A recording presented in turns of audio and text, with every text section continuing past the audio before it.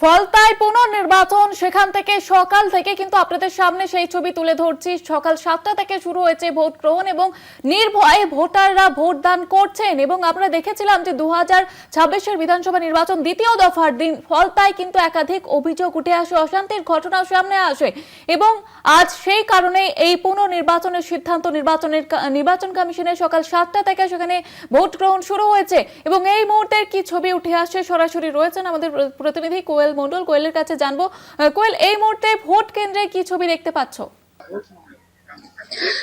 একদমই দেখো, এই মুহূর্তে কড়া নিরাপত্তার মধ্য দিয়ে সকাল 7টা থেকে ভোট গ্রহণ শুরু হয়েছে। বেলা বাড়ার সাথে সাথে ভোট কেন্দ্রে ভোটারদের যে ভিড় সেটা যেমন জমছে এবং তার সাথে সাথে লাইন, ভোটারদের যে লাইন, ভোটদানের যে লাইন, সেই লাইন কিন্তু ক্রমশ লম্বা হতে শুরু করেছে। এতক্ষণ পর্যন্ত একেবারে স্কুল প্রিমিসেসের ভেতরে ছিল লাইন এবং সেই স্কুল প্রিমিসেসের ভেতর থেকে লাইন কিন্তু লম্বা হয়ে একেবারে রাস্তার উপর উঠতে শুরু করেছে। ভোটাররা তাদের নিজেদের গণতান্ত্রিক অধিকার, ভোটদানের অধিকার প্রয়োগ করতে তারা এখানে এসে উপস্থিত হয়েছেন এবং একেবারে দেখতেই পাচ্ছ বয়স্ক ভোটার থেকে শুরু করে প্রত্যেকে আসছেন, ভোট দিচ্ছেন এবং প্রত্যেকটি, যেহেতু আগেই বলেছি, প্রত্যেকটি ভোট কেন্দ্রের নিরাপত্তার কথা মাথায় রেখে প্রত্যেকটি কেন্দ্রে 1 সেকশন কেন্দ্রীয় বাহিনী মোতায়েন রয়েছে এবং সমগ্র ফলতা বিধানসভা জুড়ে 35 কোম্পানি কেন্দ্রীয় বাহিনী মোতায়েন করা হয়েছে। তার পাশাপাশি রাজ্য পুলিশের বিশাল ফোর্স মোতায়েন রয়েছে এবং 35টি কুইক রেসপন্স টিম মোতায়েন রয়েছে। যদি কোনো রকম অপ্রীতিকর ঘটনা, অশান্তির পরিস্থিতি তৈরি হয়, যাতে সেই কুইক রেসপন্স টিম তারা দ্রুততার সঙ্গে সেই ঘটনাস্থলে পৌঁছে পরিস্থিতি নিয়ন্ত্রণে আনতে পারে, সেই দিকের কথা মাথায় রেখে কিন্তু নির্বাচন কমিশন এই সমস্ত ব্যবস্থা গ্রহণ করেছে। এখনো পর্যন্ত কোনো ভোট গ্রহণ কেন্দ্র থেকে কোনো রকম অশান্তিকর বা অপ্রীতিকর ঘটনার খবর সামনে আসেনি। নির্বিঘ্নে ভোট গ্রহণ প্রক্রিয়া শুরু হয়েছে এবং আমি যেখানে রয়েছি একেবারে জাহাঙ্গীর খানের যে নিজের যে বুথ, অর্থাৎ বেলসিংহ 2 গ্রাম পঞ্চায়েতের 190 এবং 192 নম্বর বুথের ভোট গ্রহণ কেন্দ্র শ্রীরামপুর প্রাথমিক বিদ্যালয়। সেখানে দুটি বুথের জন্য দুটি আলাদা আলাদা লাইন রয়েছে, মহিলা ভোটারদের জন্য আলাদা লাইন রয়েছে।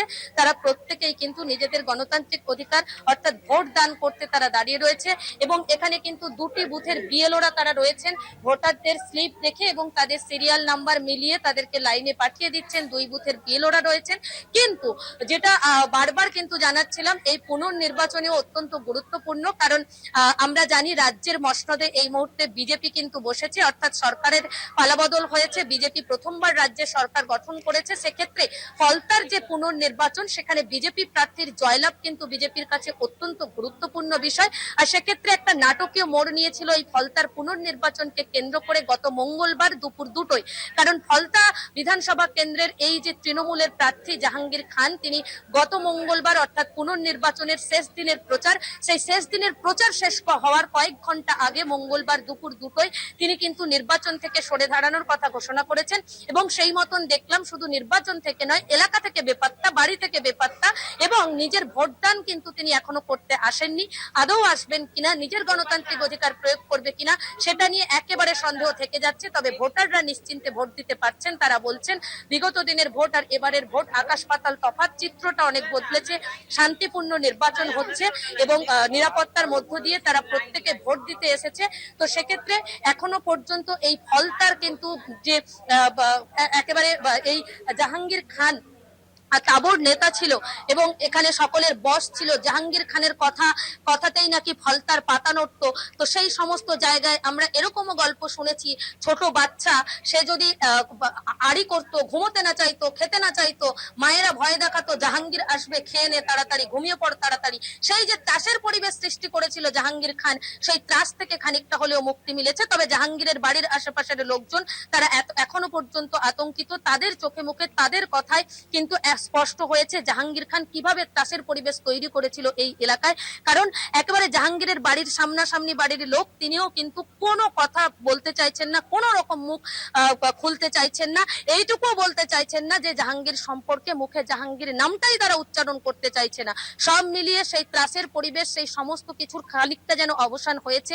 মানুষজন তাদের অভাব অভিযোগের কথা স্বতঃস্ফূর্ত ভাবে বলতে শুরু করেছে এবং তারপর এই পুনর্নির্বাচন, সেখানে আমরা দেখছি সকাল থেকে নির্বাচন কমিশনের নিয়ম পুঙ্খানুপুঙ্খ মেনে একেবারে কিন্তু ঘড়ির কাঁটায় সকাল 7টা থেকে প্রত্যেকটি ভোট গ্রহণ কেন্দ্র, অর্থাৎ এই ফলতা বিধানসভার 285টি বুথ, তার জন্য 202টি ভোট গ্রহণ কেন্দ্র, সেখানে কিন্তু ভোট গ্রহণ প্রক্রিয়া শুরু হয়েছে।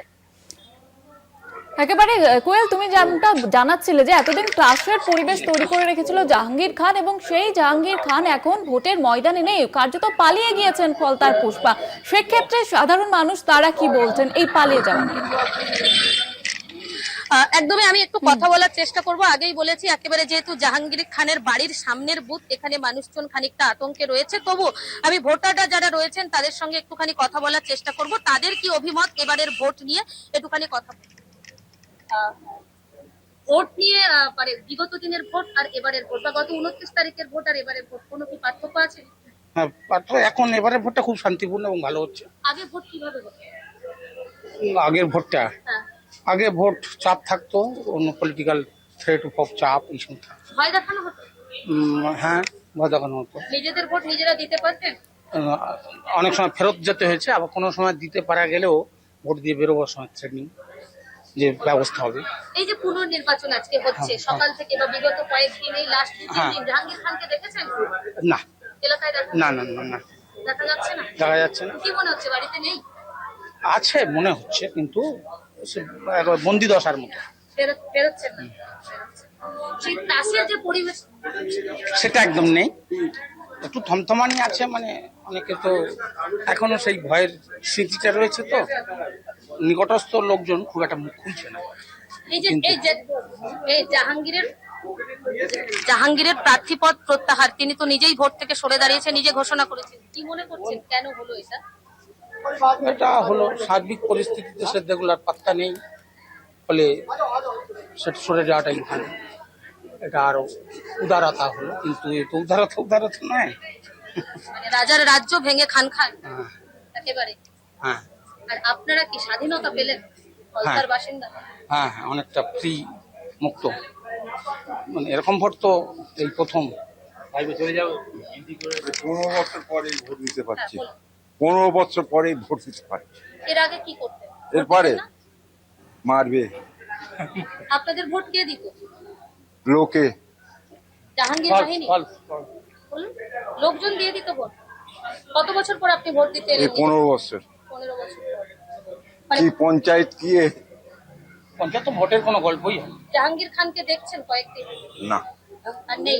না, পুষ্পা চলে গেছে পুষ্পা চলে গেছে এলাকা ছাড়া নাকি? এলাকা ছাড়া।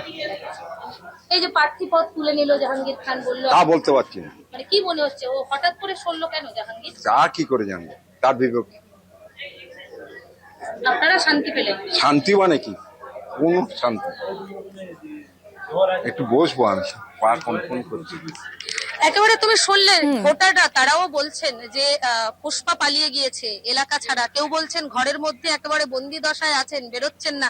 মানে সবার মুখে একটাই কথা, জাহাঙ্গীর খান তাকে বিগত কয়েকদিন দেখা যায়নি, কেউ চাক্ষুষ করেনি বিগত কয়েকদিন।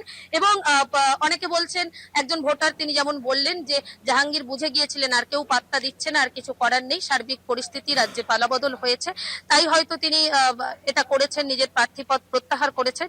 তবে সব মিলিয়ে ভোটাররা যে বেশ স্বস্তিতে রয়েছে, তাদের কাছে যে স্বাধীনতা ফিরে এসেছে, সেটা কিন্তু ভোটারদের কথায়, তাদের চোখে মুখে, সমস্ত কিছুতে কিন্তু স্পষ্ট বোঝা যাচ্ছে।